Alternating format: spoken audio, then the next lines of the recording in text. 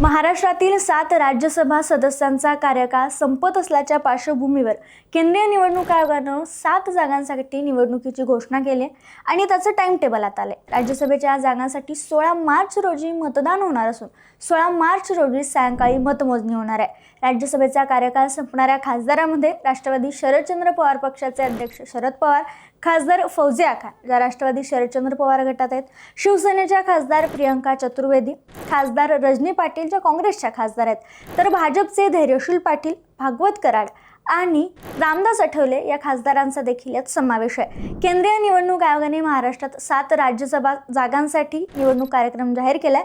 या अधिसूचनेनुसार 26 फेब्रुवारीला जाहीर होणार असून 5 मार्चपर्यंत उमेदवारी अर्ज दाखल करता येणार आहे। 6 मार्च रोजी उमेदवारी अर्जाची छाननी होईल।